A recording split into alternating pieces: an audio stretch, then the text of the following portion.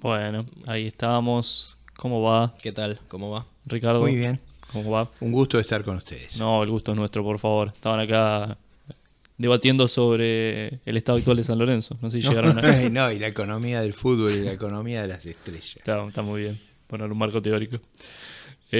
¿Por qué Let It Be? Más me gusta a ver, cuando yo empecé a salir a bailar estaban los Beatles. Entonces me hace acordar bien de esa época y me trae un recuerdo muy favorable, o sea, de años que fueron muy felices para mí, digamos. Entonces eso naturalmente me atrae. Felices para usted y... Además que si lo hubiera elegido alguna música que en esa época nosotros escuchábamos, mucho folclore, porque predominaba eso, si hubiera puesto una canción folclórica, hubiera lucido como algo muy extraño. Entonces, Sí, a mí folclore como que me suena al interior del país, capaz. claro, pero no era así cuando yo era joven, o sea, probablemente por política cultural, por ejemplo en la escuela nosotros cantábamos y había coros inmensos que cantaban y además bailábamos la música nativa, o sea, yo aprendí a bailar samba y todas esas cosas. Era, no digo que después le saqué ventaja de eso, pero en la campaña electoral de 2002-2003 en todo el interior bailé, zapateé, hice de todo. Ahora ya no lo haría, pero cuando era más joven Un buen estaba recurso. dispuesto. Buen recurso aprendido. Hablando un poco de esa juventud y haciendo una comparación con la economía y la política. Son dos Argentinas completamente diferentes, imagino. Sí, bueno, a ver, yo les contaba a ustedes, entre el 64, entre el 63 y el 74, la economía argentina creció fuerte, crecía al 5% anual. Entonces, toda esa idea de que hay hoy de fracaso, de retroceso, no era. Es decir, todo el mundo tenía aspiraciones, o sea, de una economía donde nadie tenía auto, al final todos tenían auto. Es decir, ese tipo de cosas llegó en esa década, se dio. También es cierto que en esa década surgieron todas las formaciones guerrilleras, entonces la cultura no daba respuesta. Probablemente la ruptura del orden institucional en el 66 quebró todos los mecanismos de intermediación política y eso me parece a mí que también fue, al mismo tiempo que la prevalencia de ideologías que yo hoy creo que son disparatadas, pero en aquella época todavía lucían plausibles, generó un sector de la juventud, sobre todo ilustrado, que fue hacia actividades terroristas y eso nutrió casi la próxima década, o sea, la guerra civil que estalló ahí de una manera o de otra condicionó el futuro del país y fue muy negativa para nuestra historia porque tanto en la acción bélica de las organizaciones subversivas como en la represión se cometieron muchas atrocidades. Y eso deja heridas que son muy difíciles de superar. Y creo yo que ninguno de los actores de ese tiempo pensó en el día después. O sea, si uno piensa en el día después hay cosas que no hace. Pero en ese momento yo creo que la violencia que se vivía anegó todo el momento. Pero digo, en mi época más joven todavía no había ocurrido eso. Ok. Creo, Ricardo, alguna de las heridas que permanecen abiertas de aquel tiempo sirven para explicar un poco lo que nos pasa hoy. No, creo que esas heridas produjeron en la sociedad argentina rencor y a veces explicaciones absurdas sobre el pasado. Como yo lo viví, no tengo esas explicaciones absurdas, pero yo muchas veces escucho explicaciones absurdas sobre lo que pasó y sobre el accionar de grupos terroristas que formaban parte digamos, de una impronta internacional. No ocurría en la Argentina, ocurría en Uruguay, ocurría en Chile, ocurría en Bolivia, ocurría en Perú, o sea, ocurría en Brasil, o sea, formó parte del conflicto de la Guerra Fría que al sur era una guerra caliente. todos esos grupos tenían su conexión en Cuba, o sea, creo que a esta altura nadie tiene duda. Pero, digo, quedaron heridas que no son fáciles de cerrar, o sea, resentimientos, venganzas, todo eso fue traumático. Sí, me imagino los 70 previo al golpe y lo que fue el Rodriguaz, todo es un clima de inestabilidad terrible, sería, ¿no? Eso es cierto, yo creo que hasta ahí la Argentina no había vivido las mega inflaciones. Habíamos vivido, por ejemplo, entre el 45 y el 74, la inflación promedio 30%. Había habido un episodio de más de 100 en el 59, pero no había habido, digamos, esas mega inflaciones que empezaron ahí de 3 dígitos la inflación, el primero no era la unidad. Eso, el shock de Rodrigazo empobreció a mucha gente y enriqueció a mucha gente. Usted era deudor y de repente desaparecía la deuda. Entonces eso produjo reacciones muy, muy fuertes. Por ejemplo, yo creo que la inteligencia financiera de los argentinos, o sea, la obsesión con el manejo de los recursos financieros creció fuertemente en ese periodo. Y ahí viene todo un esfuerzo de dolarización o de otro tipo de cobertura que antes no eran tan significativas. O sea, fue medio a partir de ahí que la gente dijo, bueno, si yo quiero ahorrar, compro dólares. Sí, no solo eso, porque en aquella época había bonos indexados, como el dólar es una moneda que ustedes lo habrán visto en el debate reciente. Yo hice la salvedad que si uno dolarizaba, perdíamos en señoreaje aproximadamente 80% del PBI. Es un número estremecedor y es fácil de hacer. ¿Por qué? Porque el dólar es una moneda muy inflacionista, o sea, los últimos 80 años tuvo 1.700% de inflación. O sea, a esa tasa, calculen un crecimiento en los 80 años de 600, 700%, que no es un número muy grande. Eso le daría, si ustedes tienen una base monetaria del 10%, un número estremecedor de pérdida de señoría.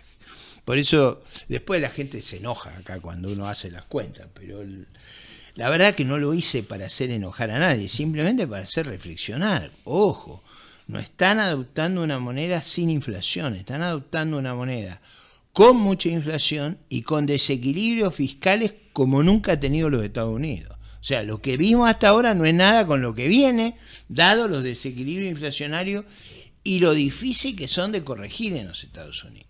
Por ejemplo, un problema que tiene Estados Unidos, como el que tiene Francia, como el que tiene España, como el que tiene Italia, como Alemania, como Reino Unido, es el envejecimiento de la población. Pero ustedes vieron lo que le costó a Macron cambiar las edades. Sí. En Estados Unidos usted no puede poner ese tema en discusión.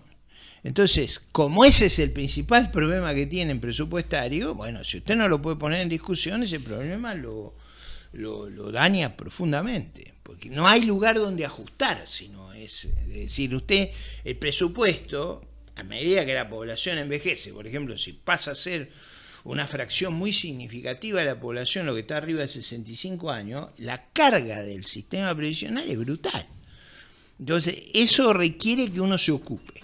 Ahora, si el debate político en los Estados Unidos hace que nadie quiera sacar ese tema, por razones electorales, bueno, el déficit está hoy aproximadamente en 5,5 puntos primarios, un déficit supera el nuestro, para darnos una idea del problema. Sin contar el cuasi fiscal, que nosotros ahí tenemos un problema más complejo, ¿no? Ricardo, sé que por ahí no sos muy afecto a tocar este tipo de temas, pero esto que señalás vos, que ves como deficiencias de la dolarización, que decís que señalás sin ánimos de hacer enojar a nadie, que por ahí generó algún enojo del otro lado, ¿cómo recibiste eso? No, yo en general no contesto los insultos, o sea, yo trato de mantener un diálogo urbano, yo me siento diálogo urbano, cordial, respetuoso.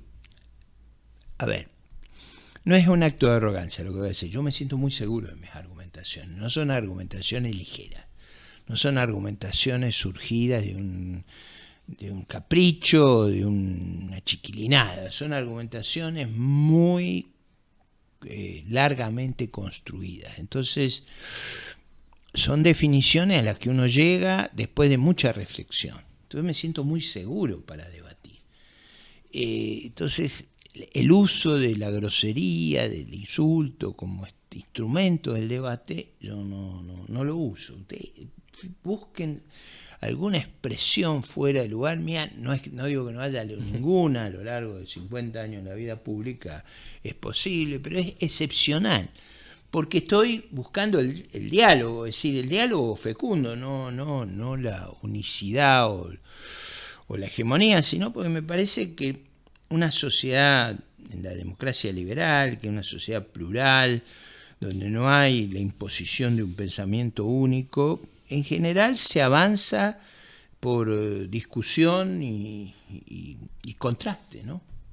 Y busco eso, lo busco. Si ustedes escuchan, por ejemplo, una cosa que siempre me dicen los analistas políticos es, por Dios, vaya, haga política, no haga pedagogía. Y mi forma de ingresar a la política fue luego de ser 30 años profesor de la última materia de economía. O sea, yo tengo normalmente un sesgo hacia explicaciones pedagógicas, o sea, sobre los dilemas. Lo voy a decir en términos muy simples. Yo siempre creí que los líderes políticos son relatores, o sea, en inglés sería storyteller. O sea, cuentan una narrativa que explica de dónde venimos, los dilemas que enfrentamos y a dónde rumbeamos.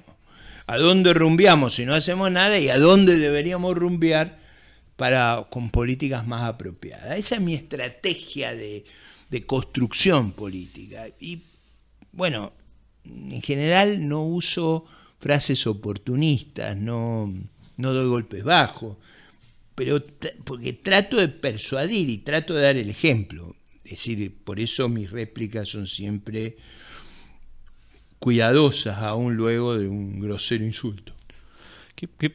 Perdón si sigo insistiendo ahí, no es un tema que sea muy, muy sustancioso, pero esa relación solía ser una buena relación. En algún momento se bueno, durante muchos años interactuamos académicamente de una manera muy, y yo diría afectivamente. Javier venía a visitarme a la oficina muy seguido y tenía una relación, bueno, lo ha declarado muchas veces, que yo era como su padre sustituto.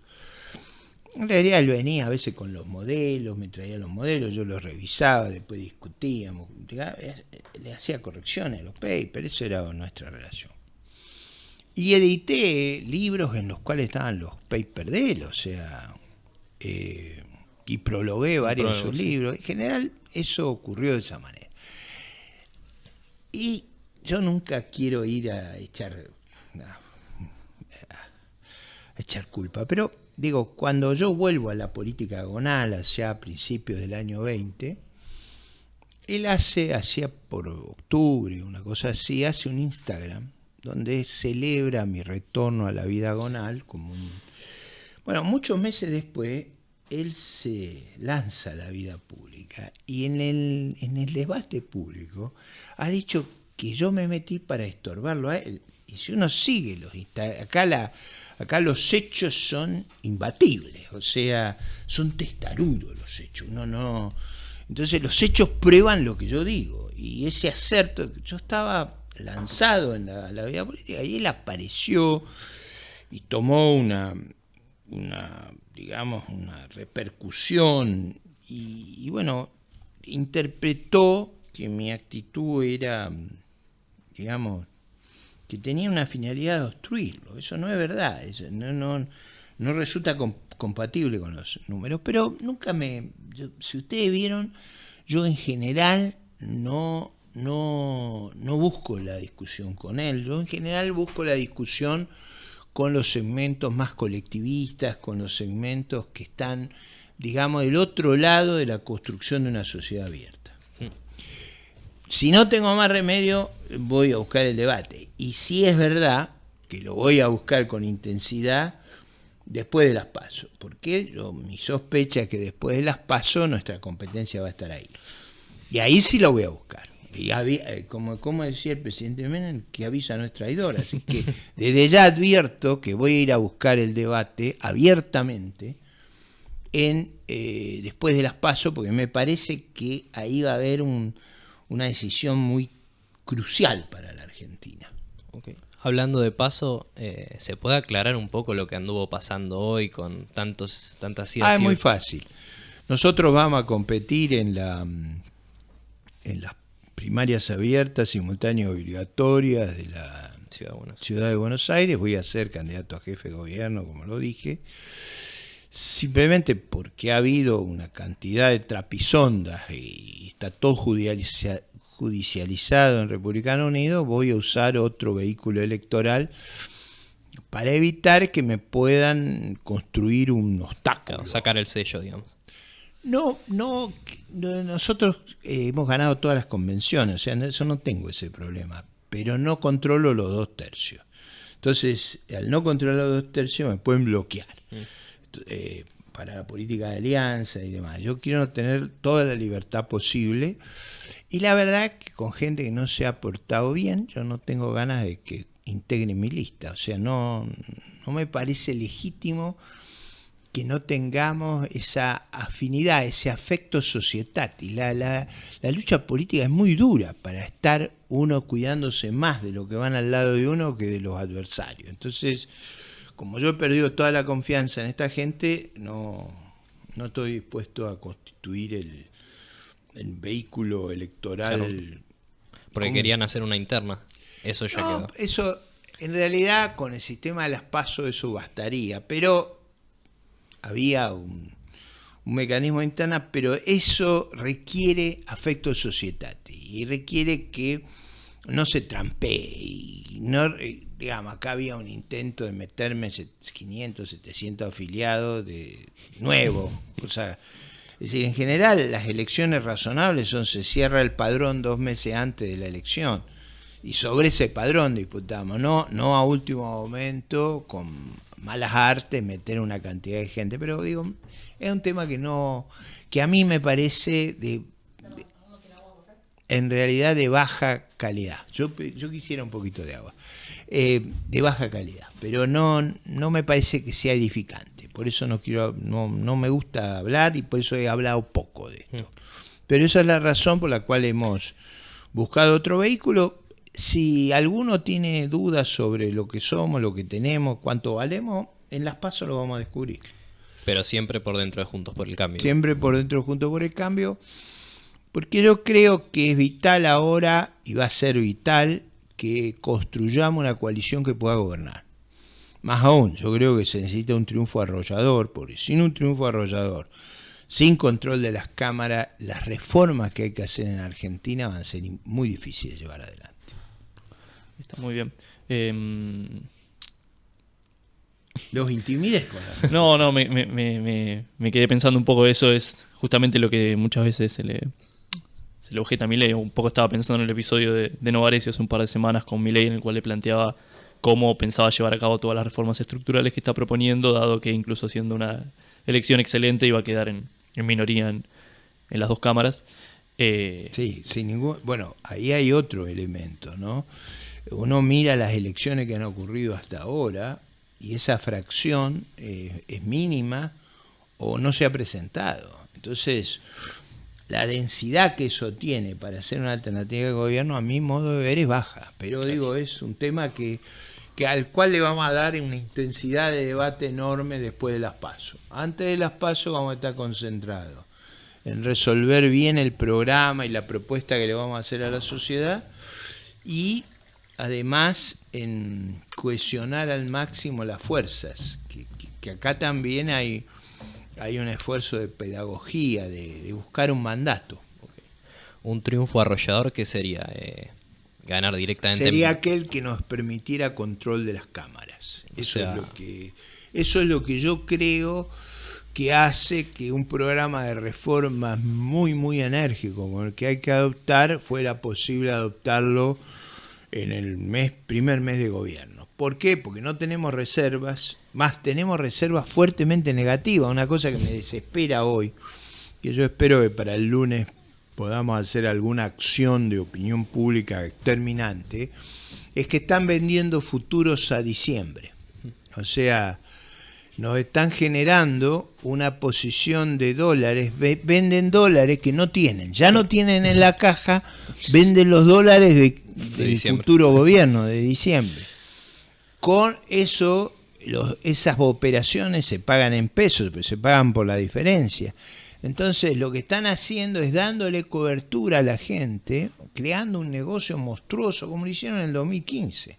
Sí, sí. Ahora, el Banco Central puede intervenir en los futuros. Voy a ver si les paso la información, aunque anticipe lo que yo creo que tenemos que hacer.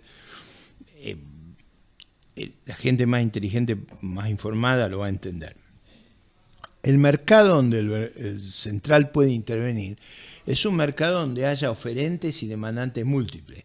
Si el único oferente es el Banco Central, ese no es un mercado, es una operación, digamos, ficticia, es una operación que genera compromisos, que genera un déficit inmenso a futuro y que genera, por ejemplo, ustedes vieron que ayer compró dólares. ¿Por qué compró dólares? Porque vendió mucho futuro y los particulares le compraron futuro y le vendieron contado. Pero eso nos está matando porque se están haciendo de dólares endeudándose contra el gobierno futuro y en términos costosísimos para el país. Sí, sí, básicamente tratar de llegar como se pueda a las elecciones. Bueno, son capaces de todo, pero esto es un poco mucho. O sea, ya han estado vendiendo deuda a tasas astronómicas, 40% en dólares, disparate. Pero esto están haciendo una cosa... Mi duda es la siguiente, a nivel de herencia, ¿no estamos un poco mejor ahora que la herencia que recibió Macri en 2015? No, yo no creo eso. Yo creo que este periodo ha sido muy destructivo porque confirmó los peores presagios. Han hecho disparate, porque el gobierno cuenta el problema de la pandemia, el problema de la guerra, el problema de la sequía, pero no cuenta que tuvo los mejores términos de intercambio y los mejores precios de la historia. Entonces, es un relato a medias. Es cierto que la sequía fue un golpe muy fuerte. Eso es verdad. Argentina, pero también es verdad por las prácticas horribles que ellos han hecho de política económica. Si ellos hubieran tenido una economía muy abierta, no dependeríamos tanto de la soja como dependemos. Cuando uno hace una economía muy cerrada, ¿qué es lo único que aguanta como exportaciones? Los recursos naturales. Entonces, ellos han creado una extraordinaria dependencia de la soja, que si el clima fracasa, es una catástrofe para el país. Ahora, ¿qué es lo que hay que hacer para evitar eso? Abrir la economía lo más posible para que el monto de nuestras exportaciones no dependa de la soja, sino que dependa de un conjunto de bienes, pero para ser competitivos requieren un tipo de cambio más alto que el que la soja aguanta. Ricardo, siguiendo por esa línea y esto que planteabas de que ahora lo que vaticinas es que los esfuerzos van a estar puestos por ahí en pensar el programa de cara a las PASO. ¿Qué cosas te parece que son esenciales? Yo creo que el programa voy a tratar de ponerlo a nivel de consignas para que sea repetible. El modelo que va a seguir Argentina de diciembre en adelante va a ser un modelo exportador, fuertemente creador de empleo privado, va a ser un modelo donde va a reposar en la inversión privada y va a ser con un tipo de cambio relativamente alto. ¿Por qué va a ser eso? Bueno, porque no nos va a ser fácil inicialmente recomponer la confianza. La confianza va a ser un proceso de reconstrucción y vamos a tener que generar los recursos de nuestro propio esfuerzo. Y tenemos que generar mucho empleo para absorber los planes sociales, mucho empleo para absorber el sobreempleo público y para absorber el crecimiento de la población. Vamos a tener que hacerlo industrial. ¿Por qué? Bueno, porque hay una natural ventaja de no transportar. Con los problemas logísticos que nosotros tenemos, conviene industrializar lo más posible in situ, porque hasta que logremos mejorar la logística va a llevar un tiempo. Entonces, mi impresión es que vamos a hacer mucha manufactura de recursos primarios porque eso hace más barato el transporte. ¿Y ese programa es indistinto de quién gane la PASO presidencial? Me parece que sí, me parece que eso no tiene escape si vamos a seguir un camino racional. no tiene escape. Como no tiene escape un programa de superávit fiscal. Argentina, la deuda le ha generado un costo extraordinario. El riesgo país produce una caída dramática de la inversión, del empleo y de los salarios. Entonces, a ver, si yo lo pudiera poner en términos más teóricos, digamos más académicos, yo diría, hay en el riesgo país una enorme externalidad. Entonces tenemos que bajarla. ¿Cómo la bajamos? Desendeudando. Si nosotros lográramos hacer colapsar el riesgo país, las oportunidades de Argentina son muy venturosas. Entonces, eso nos obliga a un programa como el que presentó el presidente Lago en Chile en el año 2000, que era un superávit de 1% intertemporal, es decir, ajustado por el ciclo. Cuando el ciclo es favorable, el superávit va a ser mucho mayor, y cuando el ciclo es desfavorable va a ser menor, que esto es un poco aplicado a las finanzas públicas, lo de los ingresos transitorios y permanentes de Milton Friedman, o los anteriores, al que se le ocurrió la idea primero, que fue José en el Antiguo Testamento, el que asesoraba al faraón, el de la vaca flaca. Bueno, Friedman lo puso en términos tan atractivos, econométricos y demás, que hizo que eso se popularizara, pero la idea es una idea simple. En la prosperidad ahorre y en la depresión desahorre, en promedio ahorre para dotar de más capital a cada individuo nuevo que entra al mercado de trabajo, y ahorre también para bajar la deuda, porque al bajar la deuda, la Argentina elimina una mancha que tiene. O sea, mucha gente cree yo mismo creo que la deuda nos induce a malas conductas. Acá, cuando la deuda es un poquito grande, la gente empieza a pensar, ¿y por qué no dejamos de pagar? Si la deuda es muy chica, nadie lo piensa. Entonces yo creo que Argentina necesita deudas chicas. No porque sea óptimo que tengamos deudas chicas, sino es óptimo dado los problemas de formación moral que hemos tenido en nuestra sociedad. Por ejemplo, a mí no pagar, cuando el Parlamento nuestro festejaba porque declaraban el default, yo me quería morir, porque yo tenía una vergüenza que me moría.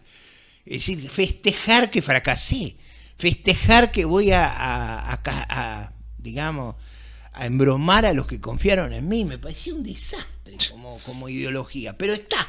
Entonces yo digo, si eso está, hay que tener deudas bajas. Deudas bajas, además, nos van a crear una suerte de una oferta adicional de ahorro porque en el déficit es desahorro y superávit es exceso de ahorro. Entonces vamos a generar un ahorro que lo vamos a volcar para generar más inversión, y la inversión me genera empleo, me genera progreso tecnológico, me genera más bienestar. Digamos, no estoy diciendo nada raro, yo en general aplico el manual. A mí me dicen ortodoxo, pero porque la gente no sabe lo que quiere decir heterodoxo. Heterodoxo quiere decir en griego anormal. Y yo sigo la ortodoxia, que es como seguir el protocolo. Imagínense que ustedes van al quirófano y el médico le dice, hoy con usted voy a innovar. No innove voy nada. A ser heterodoxo. Busque otro para innovar. A mí me hace el protocolo. Entonces esa idea del protocolo, de la sabiduría acumulada, yo la creo firmemente, porque crecen los países, porque aumentan el capital per cápita, porque aumentan el capital humano per cápita, porque aumentan la participación laboral y porque aumentan la productividad de todos los factores combinados. ¿Cómo se hace eso? Con una economía abierta y muy competitiva. ¿Por qué fracasó Argentina? Porque tiene un capitalismo de amigo adentro y porque tiene una economía cerrada. Y vamos a abrir y vamos a competir adentro. A mí la cosa que más nervioso me pone es el capitalismo de amigos, las licitaciones para los amigos. Los permisos para importar. Los permisos para importar, los cepos, todas esas cosas se inventan. A usted que le gusta el fútbol, por ejemplo, Racing tenía la mejor delantera en el 49, 50 y 51, porque le habían dado a los jugadores, Cereijo, que era el ministro de Hacienda de Perón, les daba permiso de importación. Entonces, si usted era delantero de Racing, tenía permiso de importación. Pero le ganaba todo. Eso es un escándalo. Pero esa idea del capitalismo de amigos, de dar privilegio. Mira, hay una frase famosa de Leandro Nicéforo Alem, que era un extraordinario liberal, y cuando Pellegrini quiere crear el Banco Nación, Alem le dice, usted quiere crear un banco estatal para darle préstamo a los amigos. Y la verdad, pues después los radicales cambiaron de libreto. Pero digo, el libreto original era un libreto muy alberdiano, muy nutrido de la tradición de que justamente las ideas liberales eran para oponerse a los privilegios, a los curros. Porque a mí lo más ilegítimo es cuando usted se enriquece porque el dedo de gobierno lo toca. Sí, sí. Y acá usted ve que gran parte de los negocios dependen de que el gobierno le dé el favor, o le dé un cupo de importación, o le dé acceso al mercado de cambio, al cambio oficial, o le permita una actividad que no se la permite a los demás. ¿Y no hay una economía ya montada sobre ese capitalismo de amigos que es muy difícil? Pero es muy ineficiente y es empobrecedora. Yo creo que el cambio nos enriquece. La competencia produce un fenómeno extraordinario. Tener el aliento en la nuca a usted lo vuelve... Bueno, es como jugar en un campeonato, como si usted me dijera, no sabe lo difícil que es jugar en la Champions. Pero yo quisiera jugar ahí, no quiero jugar en el potrero. ¿Está claro? O sea, usted quiere ir a... Yo no soy pobrista, o sea, Sí. yo creo que más es mejor que menos. Tener más da más posibilidades, da más oportunidades de desarrollo. Yo creo en la ética del crecimiento económico. Las personas que han tenido acceso a mayor disponibilidad de bienes y servicios han podido tener una vida más decente, más sana, menos brutal. Capaz lo que yo pienso es esos mismos empresarios que capaz, no sé, financian a los partidos políticos cuando uno le quiere sacar esos privilegios. No, Bueno, no, estás como atado. Es que si a usted lo financian para eso, está listo. Eso es un problema que tiene el sistema político argentino. Bueno, ese era uno de los argumentos de por qué perdí en el 2003. Porque era el único candidato que defendía la propiedad privada, la iniciativa privada, el único que no tenía plata. No Porque agrupaba esa claro, gente. todos los otros eran de la rosca de arreglar, de generar privilegios. Y si usted mira desde el 2003 en adelante, en el 2002, empezaron una serie de privilegios exorbitantes, como lo de Tierra del Fuego. Imagínense lo que es encarecerle a todo el mundo los celulares para hacerlo ahí, para rearmarlo. Ahí hay valor agregado negativo. El país se empobrece haciendo esas cosas. Entonces, yo digo, si todo eso lo liquidamos, si abrimos la economía, la hacemos competitiva. Mire, hay muchos estudios de un académico argentino, Julio Nové, que las industrias exportadoras son mucho más trabajo intensiva que las industrias sustitutivas de importaciones. O sea, el argumento hasta del punto de vista de creación de empleo está mal formulado. Pero, digo, es verdad que si usted tiene un curro de eso extraordinario, por ejemplo, ustedes vieron la discusión que yo tuve por los coagulantes en agua argentina. Resulta que se hizo una licitación que está hecha de una manera que solo la puede ganar un amigo de un amigo. Sí, tipo ciertos requisitos que solo puede cumplir ese. Exacto. Entonces yo sugerí que le hiciéramos más abierta. Entonces, aunque no, a usted les parezca mentira, me llamó Malena Galmarini, que es la presidenta, que es la esposa. Ustedes vieron que acá tenemos un régimen político que la aptitud para ejercer cargos se debe al parentesco, a los casamientos. Ahí yo no sé si están tocados por la magia, pero todos los parientes son buenos. Pero bueno, la esposa del ministro es la presidenta de una de las empresas más grandes. Y ella me dice, ¿por qué no viene, doctor, que discutimos los términos de esto? Y le digo, ya mismo salgo para allá si usted suspende la licitación. Si no la va a suspender no tiene ningún sentido. Porque lo que yo objeto es esa licitación. Me dice, pero si la suspendo, confirmo... No, pero si lo que yo digo está fuera de duda. Acá lo único que yo quiero son términos que hagan más competitivo. Fíjese cómo será la cosa que todavía no pudieron abrir el sobre 2. Porque si abren el sobre 2, se va a ver lo que yo dije, que ganó el amigo. ¿Y cómo se hace para imponer ese programa liberal en un Juntos por el Cambio que es tan heterogéneo entre sí, que hay pero tantas yo diría fuerzas? que en eso hay un acuerdo muy grande. ¿Sí? Hoy no hay escape a eso. O sea, ninguno de los economistas que yo conozco cree que la economía tiene que cerrarse, al revés, tiene que abrirse fuertemente. Segundo lugar, hay una gran expectativa de que el desarrollo sea en base a exportaciones, porque usted vio el costo inmenso que ha tenido el cepo. El cepo es empobrecedor, el cepo achica la economía, porque primero crea todas estas distorsiones. Son distorsiones. Por ejemplo, me contaba un comerciante que fue partidario nuestro, es partidario nuestro ahí en Chaco, que su principal negocio hoy está en la ciudad que es en Formosa, límite con Asunción. O sea, 40% de las ventas de la zona, él es un distribuidor, los tiene en Clorinda, que es la ciudad fronteriza. Eso es un resultado normal, pero ¿qué pasa? En la Argentina hoy son todos contrabandistas al revés. En vez de traer cosas, sacamos combustible, sacamos bienes. O sea, sale más barato exportar por atrás que exportar legítimamente. O sea, usted, por ejemplo, las compañías vitivinícolas nuestras, probablemente uno de los mejores vinos del mundo, no pueden competir contra el contrabando. El contrabando de sus mismas marcas, pero pasada por frontera por izquierda. Y eso pasa con toda la producción. Eso es muy contractivo. Pero mírelo del otro lado. ¿Cómo trae capital a la Argentina?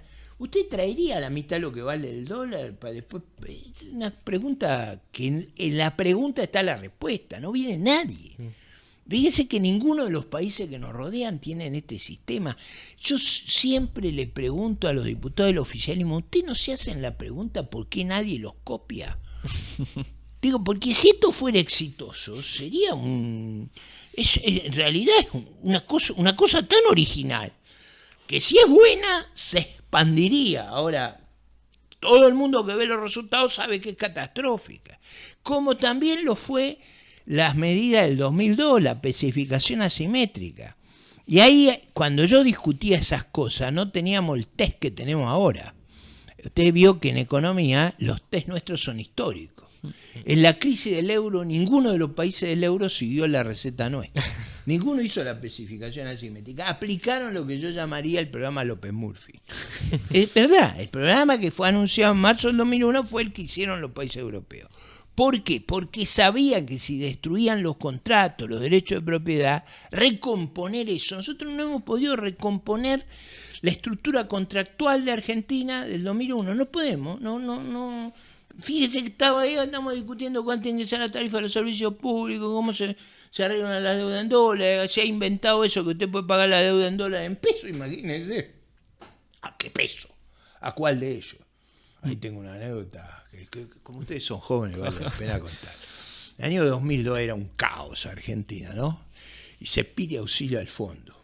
Y habían cambiado toda la estructura directiva del fondo por la crisis argentina. Yo creo que injustamente le echaban la culpa a los economistas que dirigían el departamento occidental de los problemas que había tenido Argentina. Pero en los hechos, en otros países, cuando usted fracasa no vuelve. Acá vuelven todo lo que fracasan. Pero eso es una...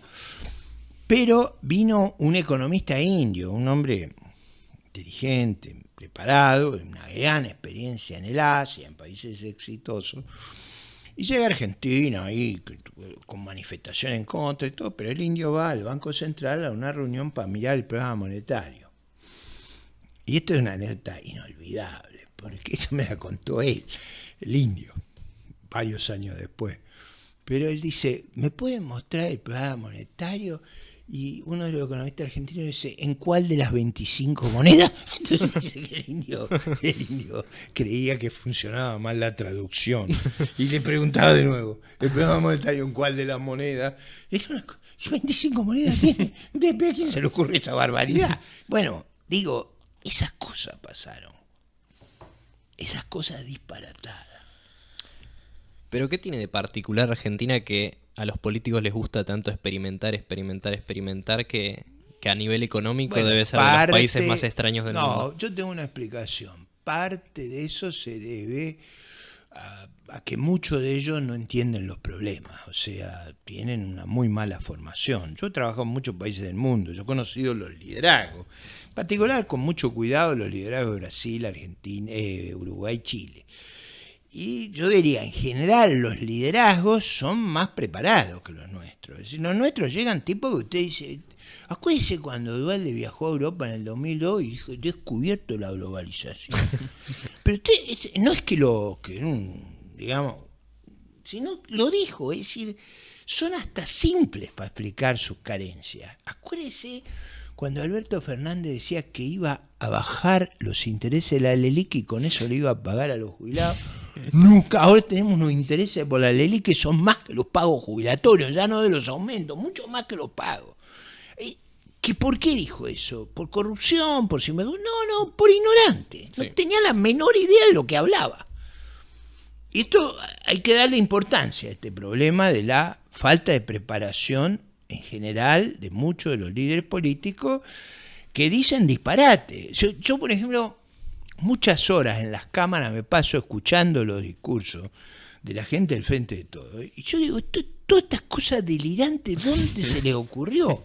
Pero no lo digo agresivamente, digo, son cosas delirantes. Por ejemplo, hay uno que dice, no del Frente de Todo, este es del grupo de izquierda, que dice, bajemos las horas de trabajo para que todos tengan trabajo al mismo sueldo. Y yo digo, oye, ¿por qué no se le ocurrió a nadie antes en el mundo? Una cosa, pero extraordinaria. Es decir, la idea de que el salario no tiene que ver con la productividad, no tienen yo lo he visto una vez, una discusión entre Moyano y Jorge Ávila, en un canal de televisión, decir Moyano no tiene nada que ver los salarios con la productividad. Eso en el único lugar del mundo que se puede afirmar con esa desfachatez es acá. Ahora, después ahí también, uno a veces no... Yo ahora he aprendido cómo explicar cosas que antes me ha sido en Parlamento una experiencia extraordinaria. Pues escuchar, encontré de dónde están los problemas, las fallas. Por ejemplo, todos ellos quieren subir el gasto público y no se dan cuenta que usted sube el gasto es un salario indirecto. Si usted sube el gasto público, baja el salario. Porque es lo único que hace compatible el salario con la productividad. O sea, si sube el gasto público, usted da más salario indirecto, hay menos salario directo. Entonces usted baja el nivel de salario. Eso no lo entiende ninguno de ellos. Ahora, si además el gasto público es ineficiente, de muy mala calidad, o como yo muchas veces he dicho, hay una publicación de Cato que dice que yo alguna vez en una conferencia muchos años atrás dije que Argentina tenía impuestos nórdicos y servicio haitiano.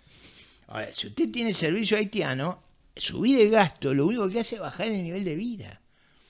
Entonces, eso no es un problema, no lo entienden. O sea, la idea de que el salario depende del capital per cápita, del capital humano per cápita, de la capacidad de trabajo y de la productividad multifactorial, no entra en la cabeza. Esta gente cree que los salarios dependen de la lucha sindical. Si dependiera de eso, estaríamos todos los días peleando. La puja distributiva. Pero es que tienen esa idea de que si usted lucha, los salarios suben. No puede ser eso. Bajan si usted lucha, porque tiene más conflicto. El ambiente que más crea riqueza es el ambiente de concordia, no el ambiente de discordia. Pero digo, lo repiten como si fuera una monserga. Entonces yo antes creía que alguien no les explicaba. Yo ahora grito todo el tiempo antes de que salgan estas locuras. Pues voy a contar una que es extraordinaria. Yo trabajo mucho en la Cámara y voy a las sesiones y discuto y me quedo hasta última hora y peleo cada cosa para que...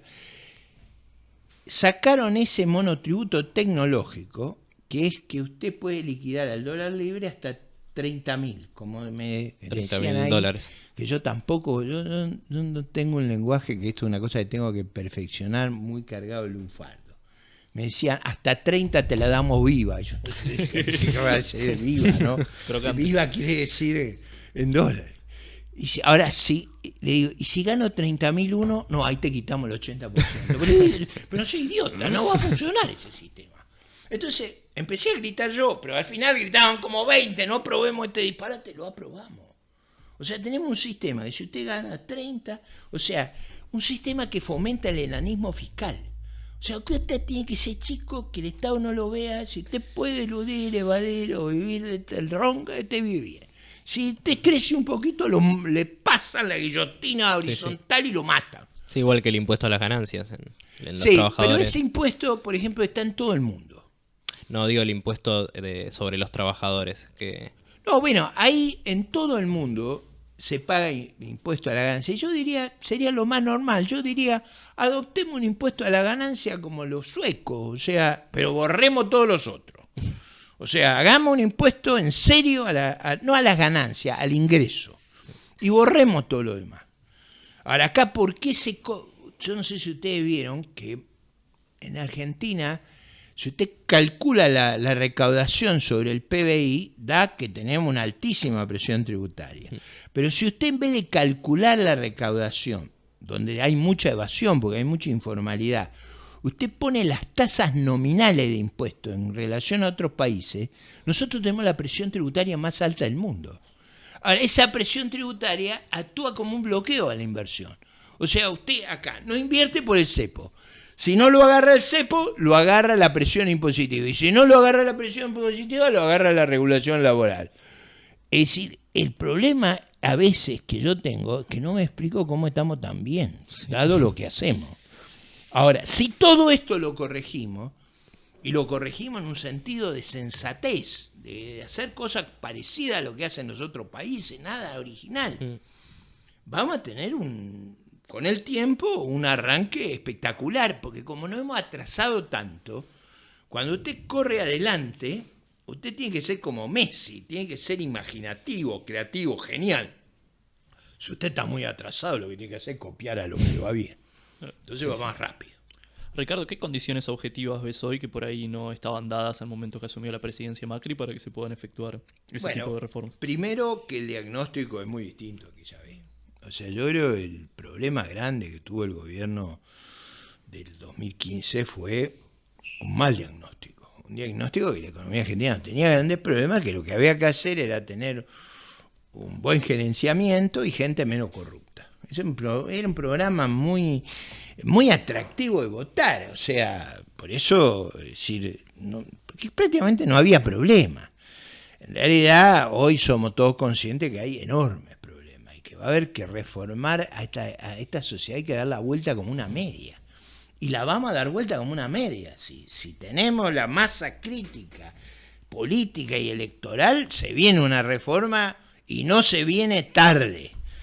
Para que todo el mundo lo sepa, si nos votan en un programa que va a quedar claro para todos los argentinos, el primer mes acá va a haber una transformación brutal.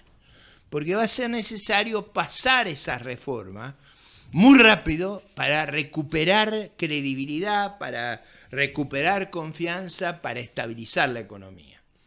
Y en ese sentido, una gran diferencia con esa época es el diagnóstico. La segunda gran diferencia es que no se compran espejitos de colores. O sea, esa suerte de confianza circunstancial de los mercados le dio a los 2 primeros años del presidente Macri mucho aire. Entonces, claro, si usted se endeuda fuerte, eso es agradable, eso es como la ingesta. ¿Cómo disfruto enormemente? Mi problema es cuando tengo que hacer el régimen. O sea, la ingesta nunca es desagradable, lo que es difícil es el régimen. Ahora, si hay mucha ingesta, hay régimen. O sea, no es que hay...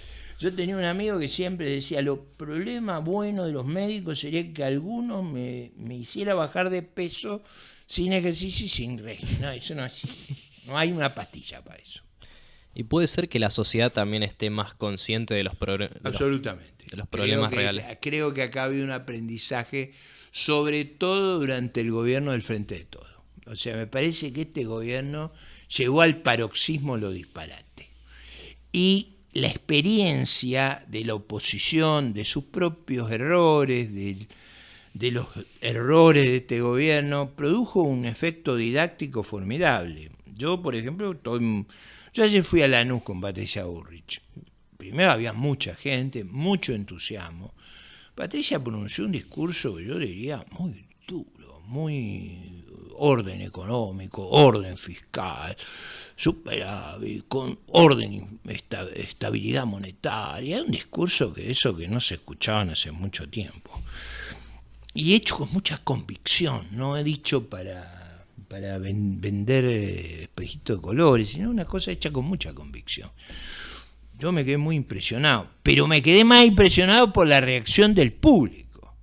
la reacción del público. El público sabe que es por ahí. Entonces eso a mí me da un optimismo grande si votamos bien. Si votamos bien es que por nuestra estructura institucional necesitamos un triunfo arrollador. Sé que es difícil también de calcular, ¿no?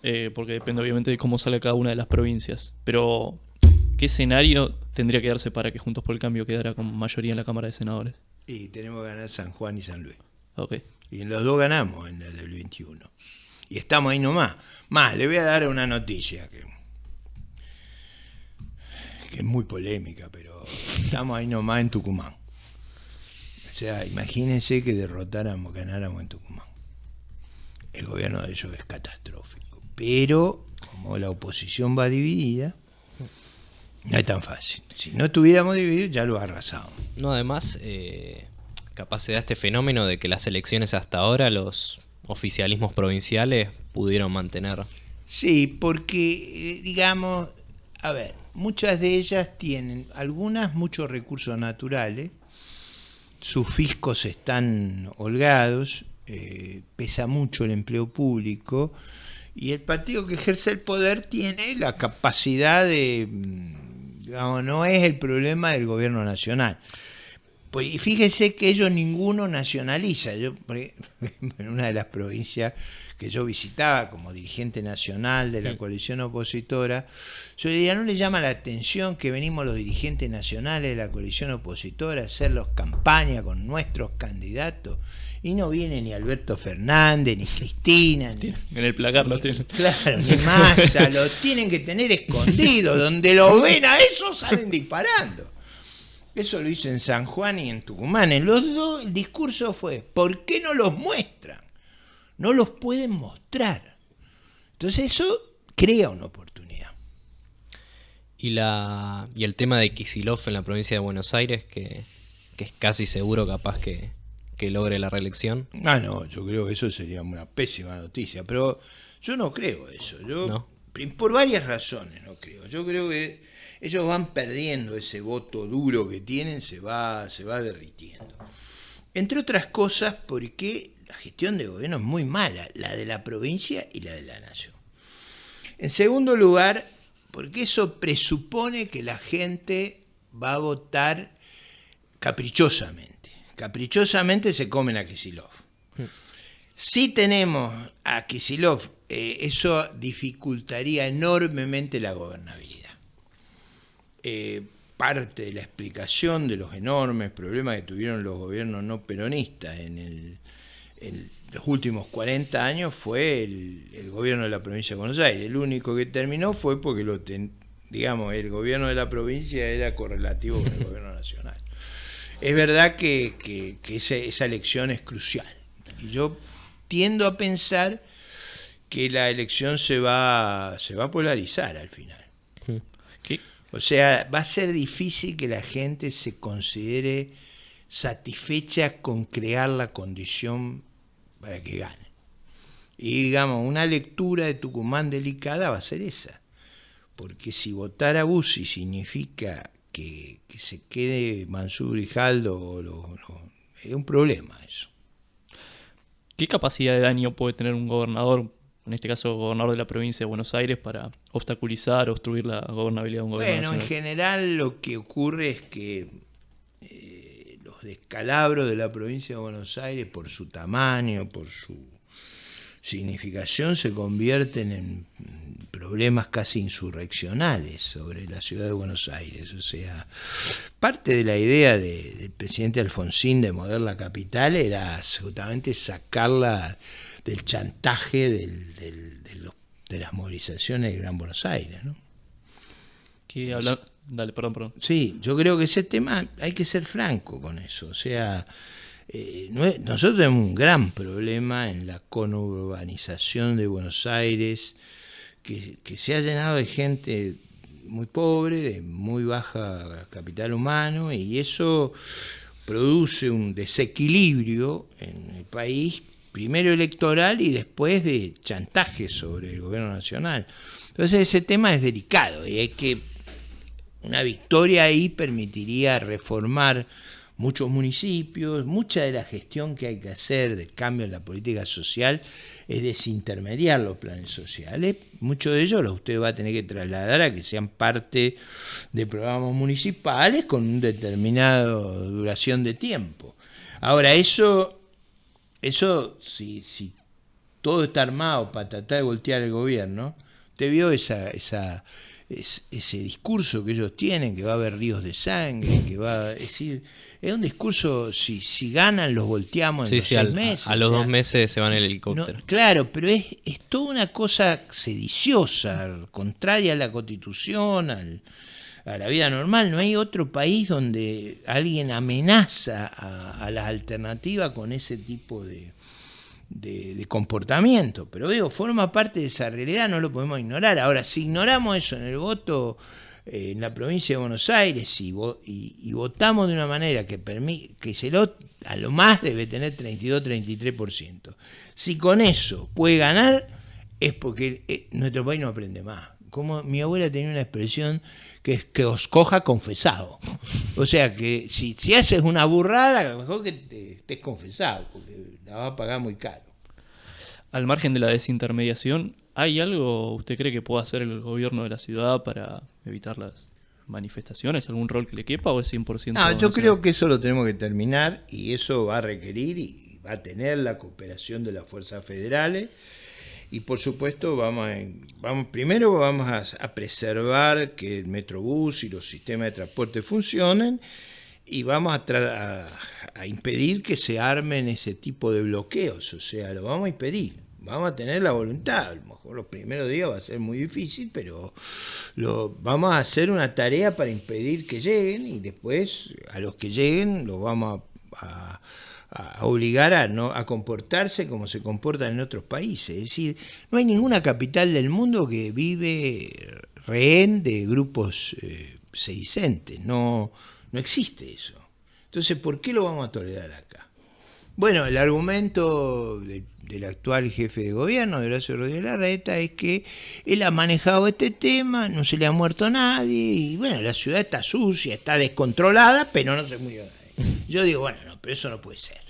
Eso hay que cambiarlo y hay que tener el coraje de admitir que puede haber riesgos colaterales. Eso a nadie le gusta que lo diga, pero si uno va a poner orden, hay riesgos y esos riesgos hay que estar dispuesto a incurrirlos. Okay. Cuando hablaba antes de un triunfo arrollador, ¿se toma en cuenta a futuro lo que puedan hacer los diputados del espacio de Milei? Como... Bueno, ahí vamos a ser totalmente francos. A mí no me gusta hablar de las otras fracciones, salvo el Frente de Todos, porque trato de que sea la alternativa. Pero yo diría, si yo tuviera seguro que votarían una agenda, digamos, de liberalización y son fuertemente correlacionados con un discurso de reforma, digamos, de apertura económica, de una regulación pro mercado, de las privatizaciones, de una reforma laboral profunda, yo no tendría ningún problema y sería fácil llegar a un acuerdo.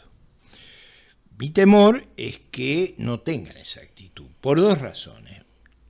Una, por cierta inmadurez de no poder apreciar que hay reformas que son posibles y otras no, y la otra, porque nadie sabe cómo reclutan los diputados en las provincias, es decir, no hay una exhibición de la fuerza en su composición en todo el país. Ahora, hoy presentó Javier Milei a Roque Fernández y Carlos Rodríguez. Ellos son colegas míos en la comisión directiva de UCEMA. Han sido, digamos, yo he cooperado con ellos intelectualmente los últimos 45 años. Tengo una relación con los dos excelente. Si es eso, no tengo ningún problema. Si esos son, no hay ningún problema.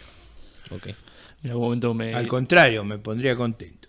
No, me hizo acordar el episodio de Kachanowski, si no me equivoco, con Novarecio contándole qué hacía Spar con las posiciones en la lista de diputados, ¿no? Que las vendía, decía, el que ponía más plata.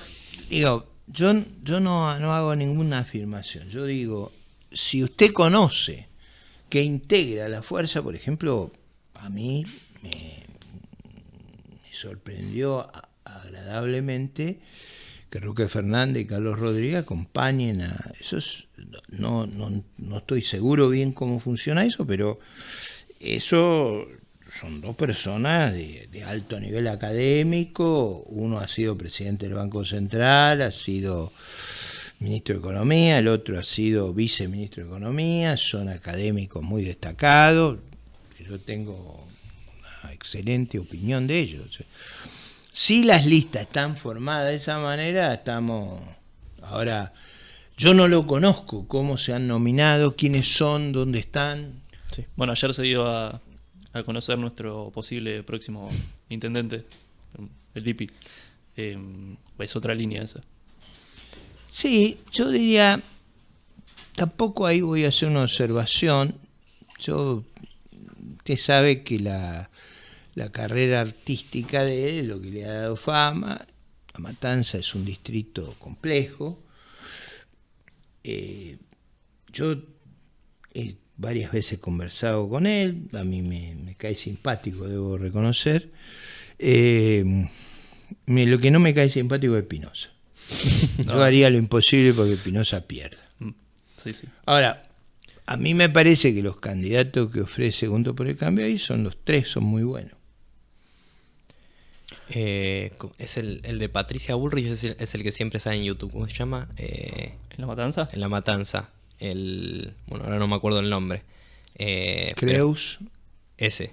Flores, Toti Flores. Claro, y ese Creus, es el que estaba con Carrió. Y Finocchiaro. Ay, Finocchiaro. Pero digamos, Finocchiaro acaba de escribir un libro sobre las ideas políticas de nuestro tiempo, un libro formidable. Pero digo, me parece que nosotros tenemos ahí de distintas características los tres candidatos, pero son muy buenos. Pero si el DIPI penetra en los lugares que no se ha podido penetrar, bienvenido sea. Sí. Bien, a mí además él tiene ese rechazo que yo tengo. Por ejemplo, sí, a los privilegios. Escándalo de Cristina cobrar 9 millones mientras los jubilados cobran 65, haciendo trampa en la justicia.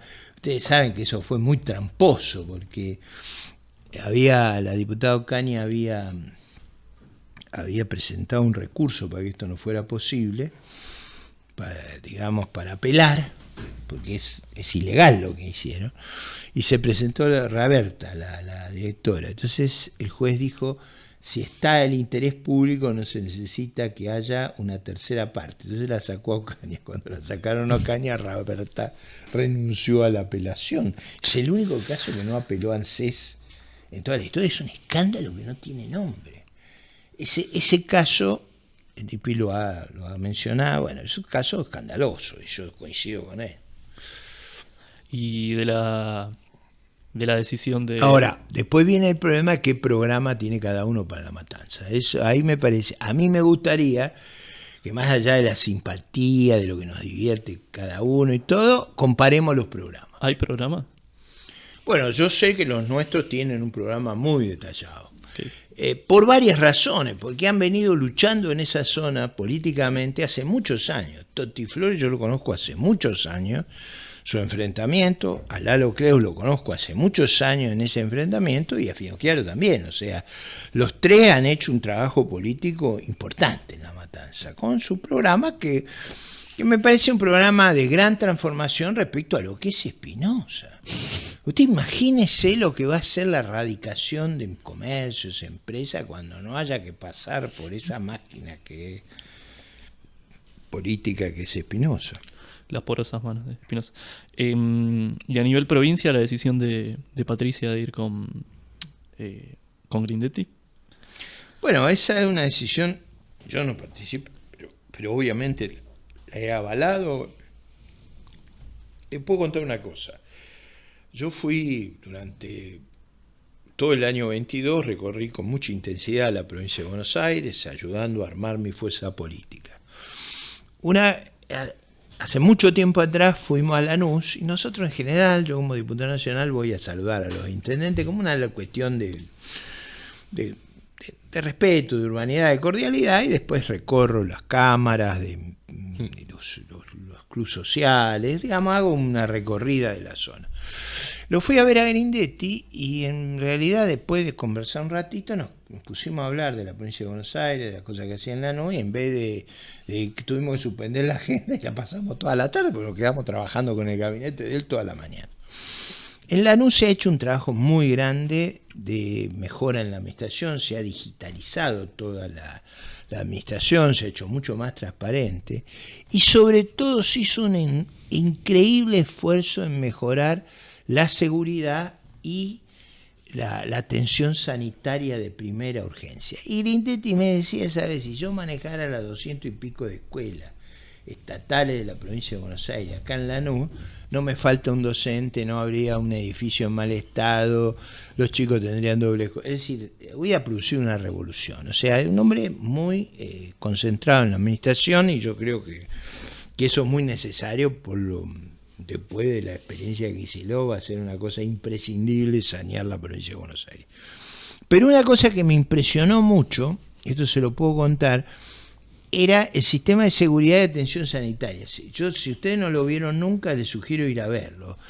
Es un cuarto, una sala de digamos, de situación, donde están las cámaras sobre todas las calles de Lanús, sobre todos los lugares que hay conflicto, y ahí en el mapa usted ve los móviles de la policía provincial, los móviles de la policía local, los móviles de SAME, o sea, los móviles de bomberos, o sea, usted tiene una cobertura y en Lanús bajó el delito de una manera impresionante respecto a otros lugares. Usted sabe que fue el primer lugar donde se usan las pistolas esas no letales. Las Taser. Las Taser. La Taser no, es una pistola que dispara bolitas.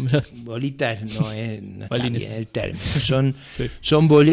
Es una munición redonda que no es de plomo, entonces no penetra y no destruye el cuerpo, pero pega un golpe que lo deja... Sí. Ahora, es un arma no letal, es decir, usted no necesita...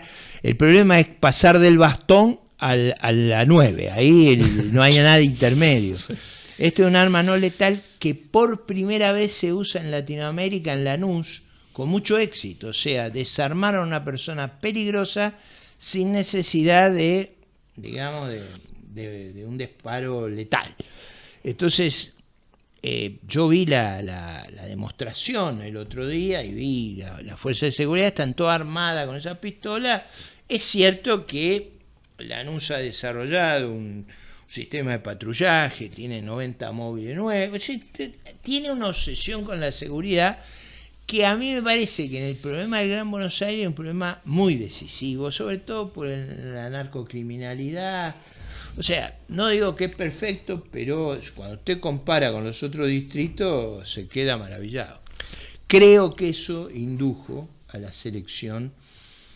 Bueno, hay varias razones, yo creo que también, yo tenía preferencia por Iguacel, debo confesar, pero la lógica me parece que estuvo relacionada a la tercera sección electoral. Grindetti tiene mucha influencia en la tercera sección electoral, su buena administración influye mucho y esa es la sección donde nos va peor, o sea, no es donde siempre nos sacan una ventaja, o sea, las elecciones hay que sacar mucha ventaja en Córdoba, en la capital, en Mendoza, en Entre Ríos, en Santa Fe, para compensar la matanza Florencio Varela. Bueno, ahí viene Grindetti, que tiene esos antecedentes valiosos que yo le cuento, una gran experiencia administrativa, y este éxito que ha tenido en materia de seguridad que a mí me resulta muy impactante para las demandas que tiene la provincia de Buenos Aires.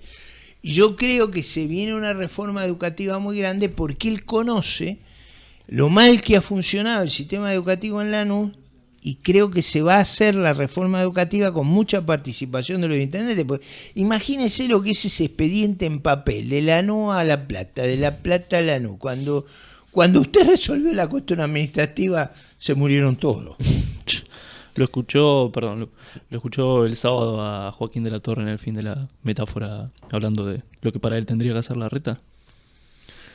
Bueno, eso, a ver, hasta donde yo sé, el jefe de gobierno fue a San Miguel a decir que estaban mal las veredas. Entonces el otro le contestó, el inspector de vereda. Ahora, vamos a la cuestión sustancial.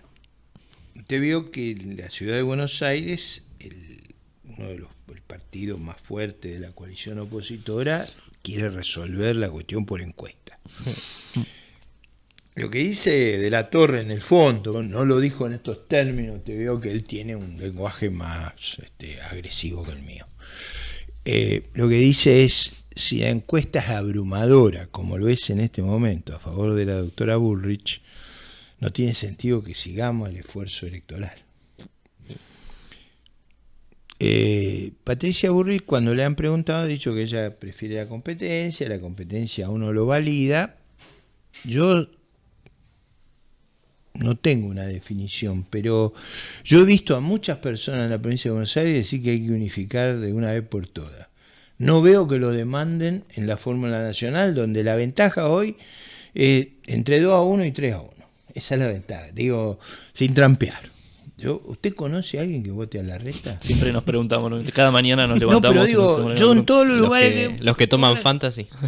No, pero digo, es decir, yo creo que en las encuestas, yo he visto muchas encuestas, y por eso usted, digo, por los frutos los conoceréis, dice el Evangelio. Y yo ahí parto de esa base. ¿Usted cree que Patricia desafía a todos los intendentes? Vio lo de ayer. Dice que va a competir en los 135 municipios. ¿Eso qué obliga a los intendentes a pasarse con ella o a correr el riesgo de ser derrotado? Usted solo hace eso si está con una ventaja extraordinaria. Y lo que está revelando la conducta de Patricia, más que lo que yo digo, es ella siente que tiene una ventaja extraordinaria y es verdad que la tiene. Ricardo, usted que no por nada se llama Ricardo Hipólito, ¿qué opina del estado actual del radicalismo? A ver, la historia, yo conozco muy bien la historia del radicalismo, yo vengo de una familia que mis abuelos participaron, digamos, mis abuelos vivían en General Alvear, Hipólito Yrigoyen vivía a 20 kilómetros de General Alvear, cabalgaron con él en las luchas cívicas. Mi padre fue un dirigente radical muy importante, fue diputado nacional, fue jefe de policía, tuvo un rol muy significativo. Yo mismo, desde mis años jóvenes hasta el año 2001, hasta fines de 2001, renuncié en marzo del 2002, fui convencional nacional, fui ministro, fui una figura, digamos, muy destacada intelectualmente de una minoría liberal dentro de la fuerza política. Esa minoría siempre existió. Era mayoría cuando vivía Alem. Cuando después de Alem, Irigoyen, una persona más, como diría, una fuerza más carismática, más movimentista, por eso se va de la Torre, de ese tronco. De la Torre con una posición más liberal, ¿no?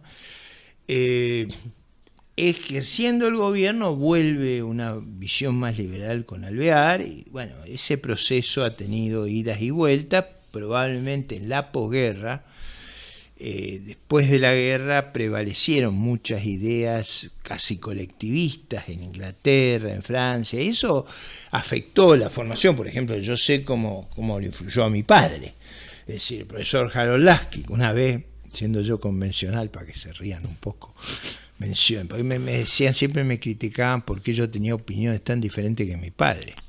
Digo, no en los valores fundamentales, no, él creía en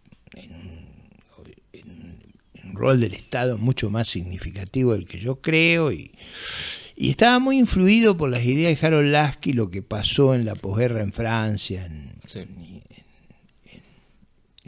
el Reino Unido. Digo, bueno, estaba muy influido por Harold Lasky. Entonces había uno ahí en la convención que me dice, pero mentiroso, que Harold Lasky nunca escribió nada. Él se confundía con Sergio Harold Lasky, que había sido el jefe del bloque de diputados de Alfonsín, y yo me refería al profesor Harold Lasky de la London School. Bueno, mire, me gritaba barbaridades hasta que yo explico eso. Fue tal la risotada en la convención, se reían que se les caían las lágrimas. Bueno, entonces ahí se terminó el debate. Pero diría, esa fracción está todavía, está subyaciendo ahí, porque la idea de la democracia liberal, de la autonomía, de la ausencia de privilegio, a usted lo lleva inexorablemente a un camino muy liberal. Eso estuvo muy influenciado por la posguerra, por el pensamiento de Cepal, que influyó en toda Latinoamérica, no nos engañemos.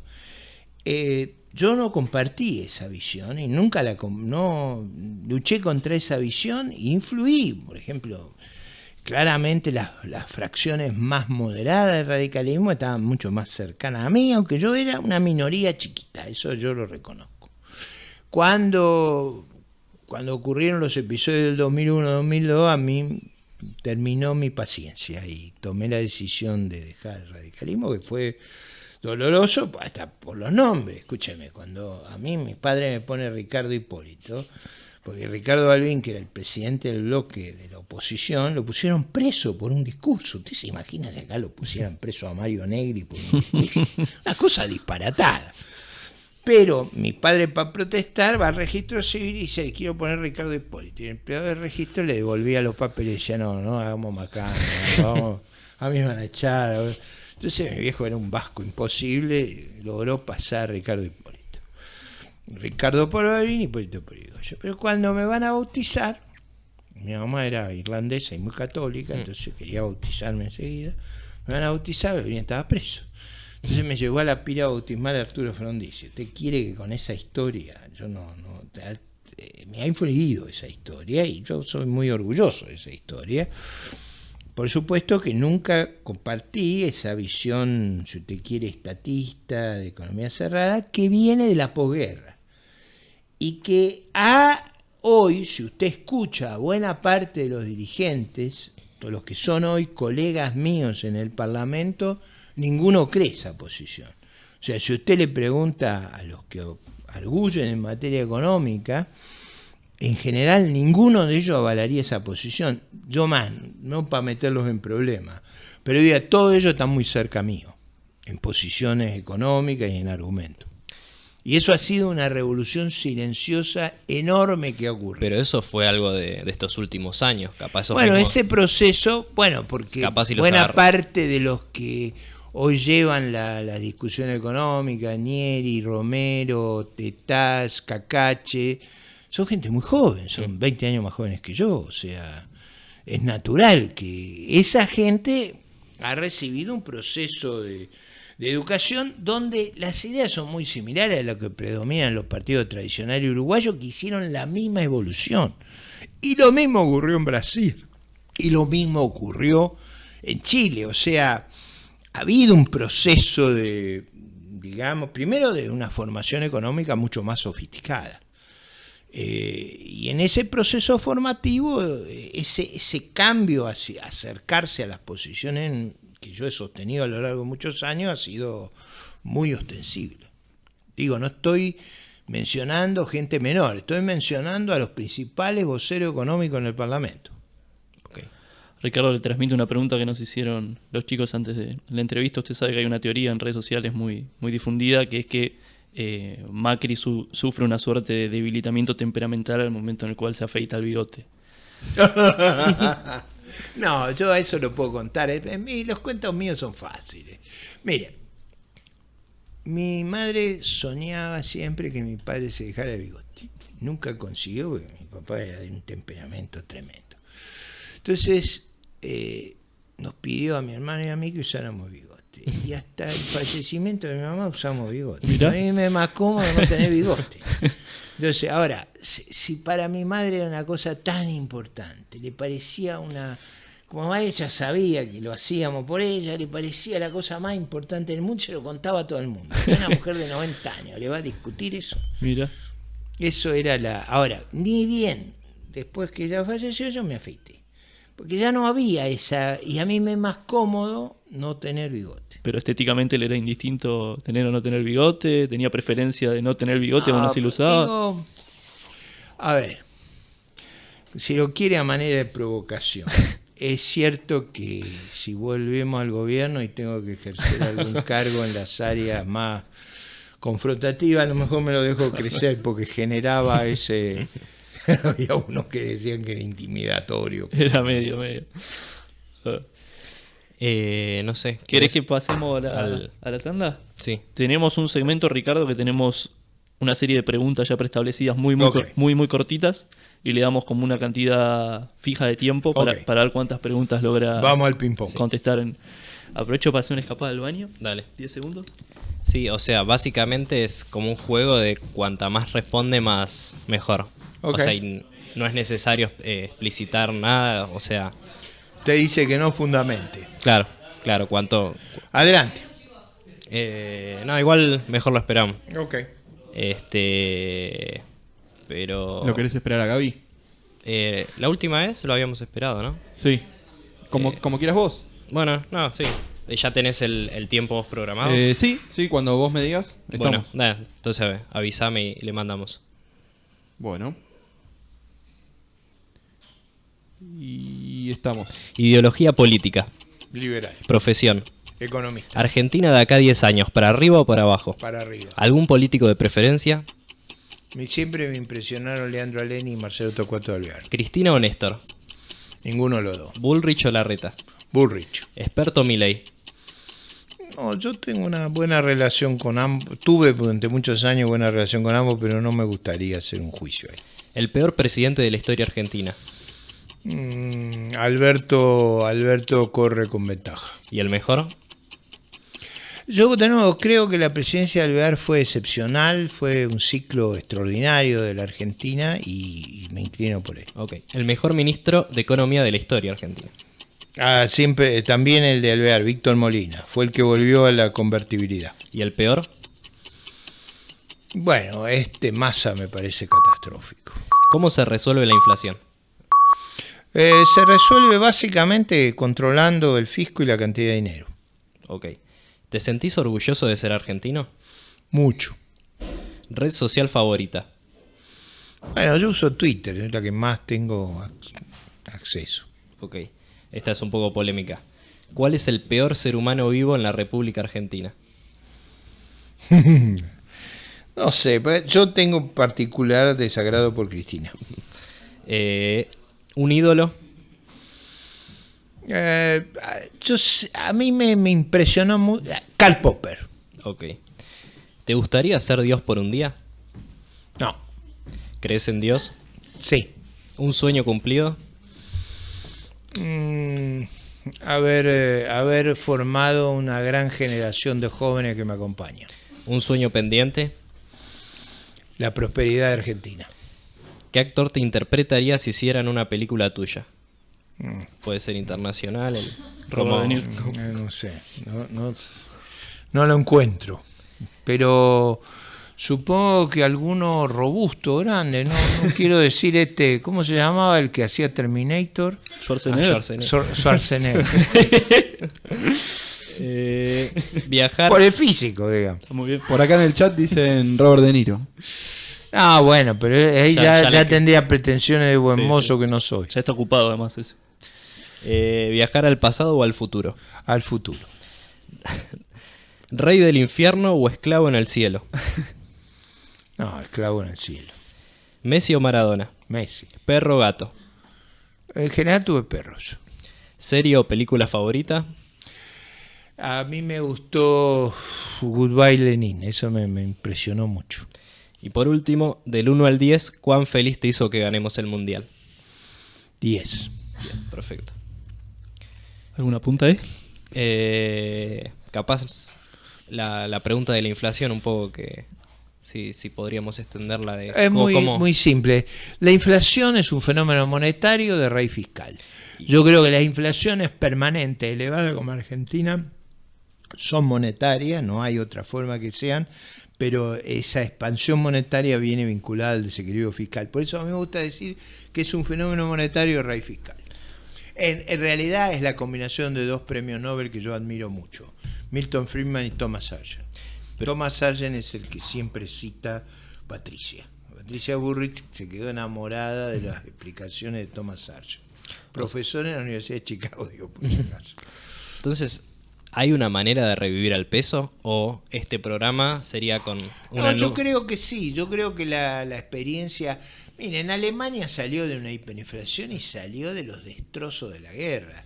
Ahora, claro, hay que tener una institucionalidad que sea de una magnitud que nunca conoció Argentina. Yo siempre uso el ejemplo que el presidente del Bundesbank le negaba a Adenauer, el constructor de la Alemania exitosa y de la Europa moderna, le negaba, no le atendía el teléfono a Adenauer.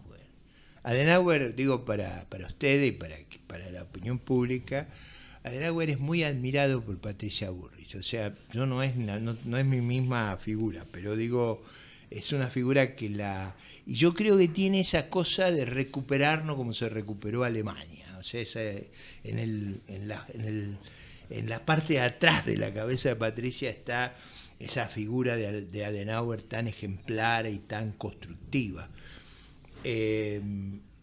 Sobre esta cuestión monetaria me interesa citar 3 ejemplos, que de Alemania, el de Francia, Trichet, que fue presidente del Banco de Francia y después fue presidente del Banco Central Europeo. Imagínense cómo sería de ortodoxo que los alemanes lo aceptaron a un francés, tiene que ser una cosa... Trichet lo retaba a Chirac, que había sacado 80% de los votos en una elección, y al Congreso francés. Nosotros necesitamos un presidente de Banco Central que tenga esa envergadura, que rete al Congreso, que rete al presidente, que lo mantenga a raya. O sea, por ejemplo, el doctor Liach el otro día reconoció que ellos cometieron un enorme error el 28 de diciembre del 17 cuando no renunciaron. Y usted me preguntaba los errores de Macri. Imagínense intervenir el Banco Central para fijar la meta de inflación. Eso fue un error colosal. Ese sí que fue colosal. Y en caso de una... Pero espere. Tengo otro ejemplo que es más para la juventud.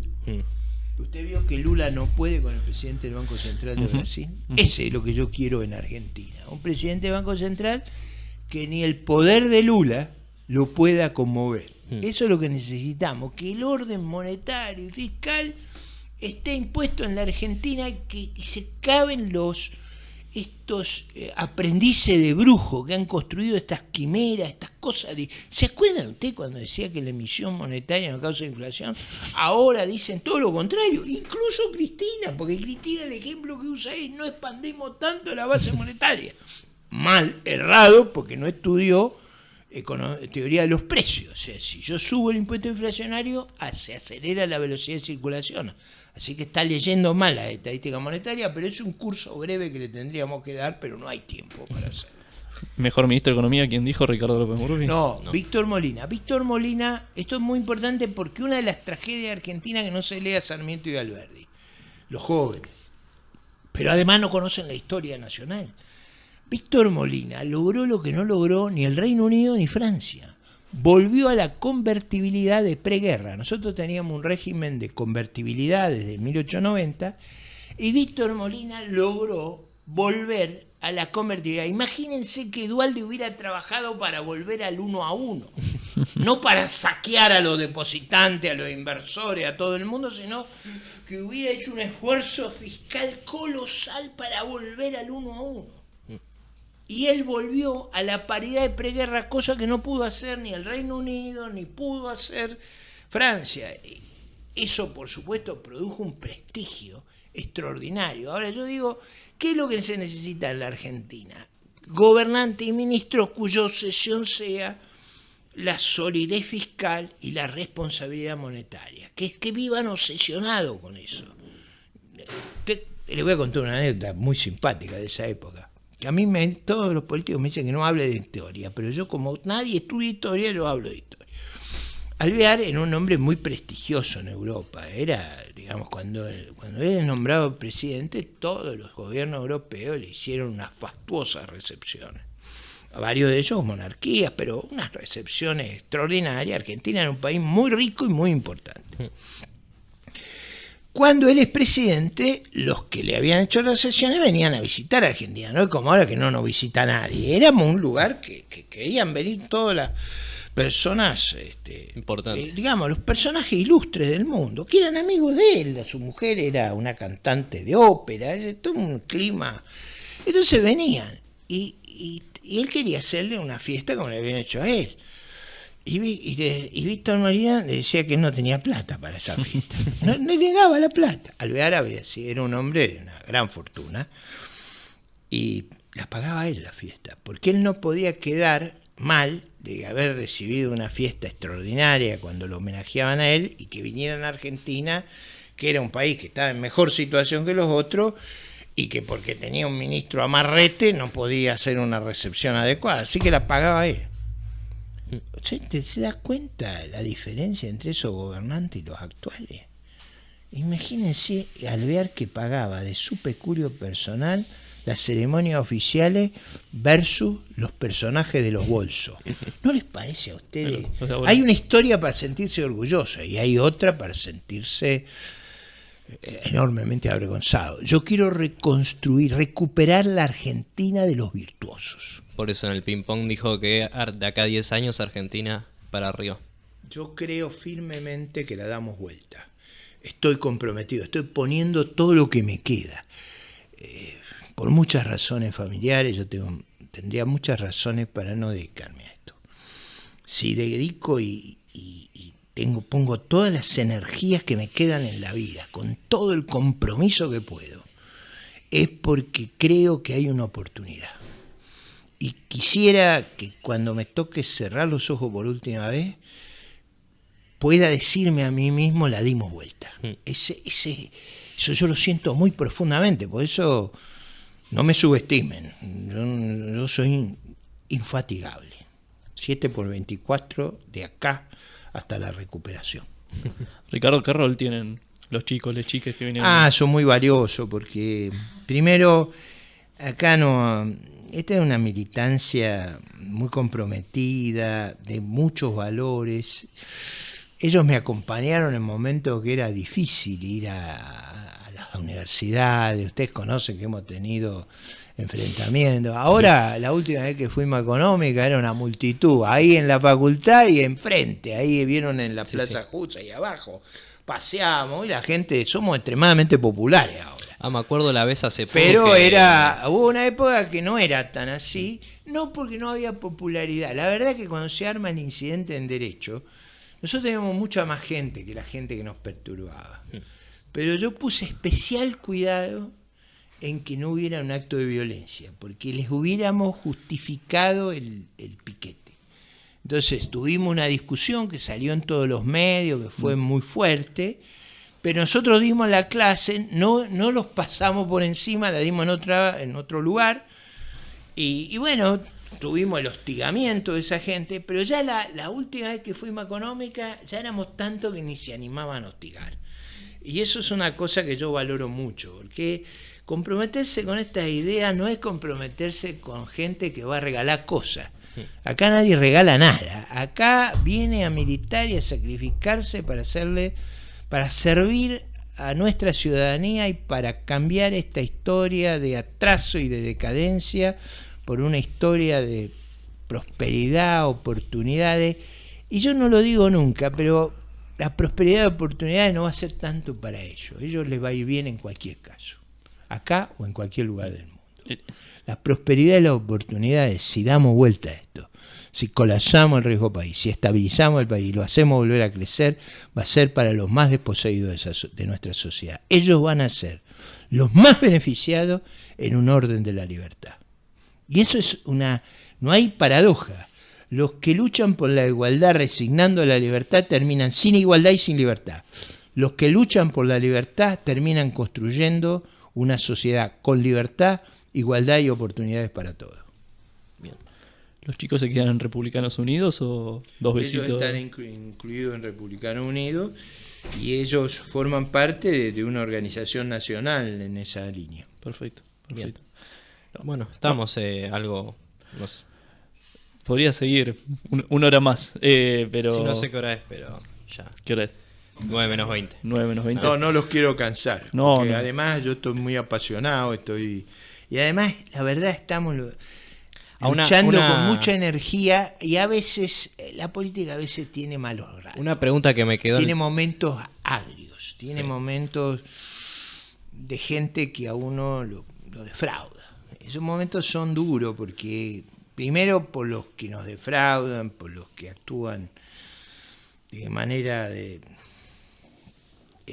inadecuada o reprobable, pero además porque revela que nosotros cometimos un error. Confiamos en gente que no debíamos confiar. Sí. No, la pregunta que me quedó en el tintero. ¿Le gustaría la revancha del Ministerio de Economía? Ya sea No, eso no. ¿Tampoco eso del Banco no. Central? No sería mi preferencia. Yo creo que hay, por varias razones. Primero porque hay equipos enormes estudiando y trabajando en eso todo el día y me parece que es lógico que sean esos equipos los que vayan a ocupar esos lugares. En segundo lugar, porque me parece que hay muchos temas de la vida nacional en los cuales yo puedo ser muy útil. Y en tercer lugar, no me subestime, voy a ser jefe de gobierno de la Ciudad de Buenos Aires. No. Bueno, última por ahí de mi parte para cerrar. ¿Le saca el campeonato San Lorenzo a River o se lo lleva a River? Me parece difícil, pero otra sería otra alegría. Lo único que me falta acá es San Lorenzo campeón y ganar el jefe de gobierno, Patricia presidente. Voy a venir al programa acá y le voy a decir, muchachos, hagamos reportaje toda la semana porque esto da una suerte extraordinaria. Es la cábala. Bien, bien. Voy a hinchar por San Lorenzo por partida doble entonces. Ahí está. Bueno, Ricardo, ¿estuviste cómodo? Muy cómodo, estuve muy contento y espero ustedes que me hayan aprovechado a fondo.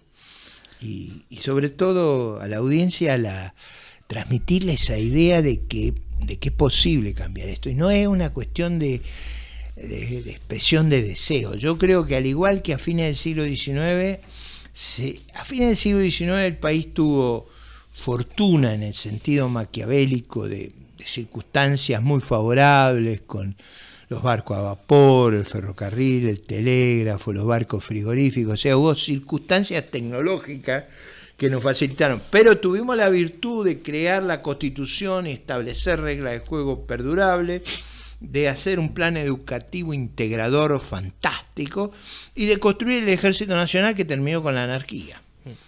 Ahora yo veo de nuevo la fortuna de nuestro lado, o sea, los nuevos minerales, el cobre, la energía que se necesita, la agroindustria más eficaz del mundo, un país que debería ser una revolución turística, que somos capaces de crear en la industria del conocimiento los unicornios más exitosos, que tenemos una manufactura hoy muy competitiva.